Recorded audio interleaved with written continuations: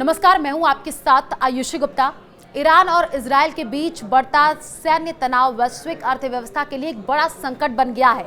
इस युद्ध ने कच्चे तेल की कीमतों में भारी उछाल ला दिया है, जिसका असर भारत सहित कई देशों पर पड़ रहा है।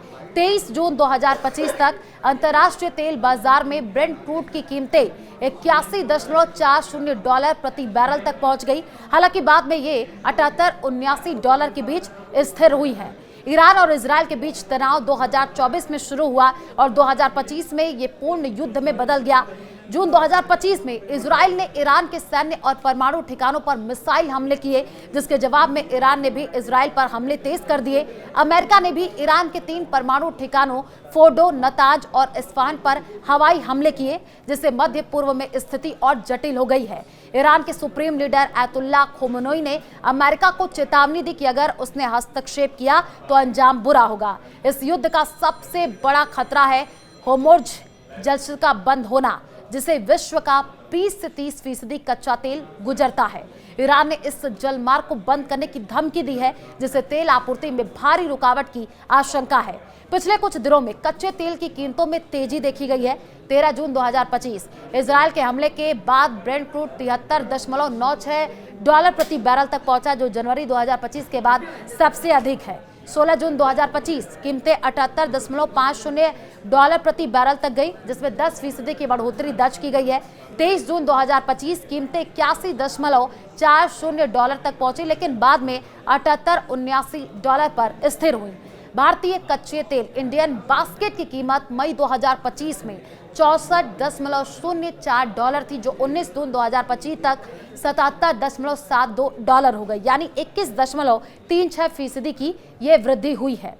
भारत अपनी जरूरत का 80 से 85% कच्चा तेल आयात करता है, जिसमें सऊदी अरब, इराक और यूएई जैसे मध्य पूर्वी देशों का बड़ा योगदान है। युद्ध के कारण आपूर्ति बाधित होने की आशंका से भारत की अर्थव्यवस्था पर कई प्रभाव पड़ सकते हैं। महंगाई में वृद्धि हो सकती है। तेल की कीमतें बढ़ने से पेट्रोल डीजल महंगा होगा, जिससे परिवहन लागत बढ़ेगी और इससे खाद्य पदार्थ, सब्जियां और रोजमर्रा की वस्तुएं महंगी होंगी। आयात बिल में बढ़ोतरी। कच्चे तेल की कीमतें बढ़ने से भारत का आयात बिल बढ़ेगा, जिससे विदेशी मुद्रा भंडार पर दबाव पड़ेगा। निर्यात पर प्रभाव। भारत का वेस्ट एशिया के साथ 3.6 लाख करोड़ रुपए का व्यापार है। लाल सागर और होर्मुज जलमार्ग बाधित होने से निर्यात प्रभावित हो सकता है, खासकर बासमती चावल और इलेक्ट्रॉनिक्स। शेयर बाजार में स्थिरता। युद्ध के कारण भारतीय शेयर बाजार में गिरावट देखी गई।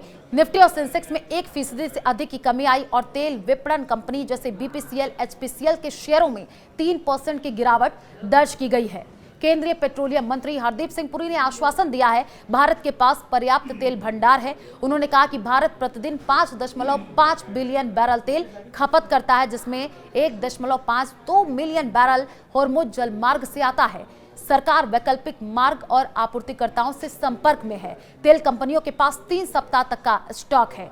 प्रधानमंत्री नरेंद्र मोदी ने ईरान के राष्ट्रपति और अन्य नेताओं से बातचीत करके तनाव कम करने की अपील की है। वाणिज्य मंत्रालय ने लाल सागर मार्ग पर प्रभाव का आकलन करने के लिए आपात बैठक बुलाई है और आगे की क्या संभावना है।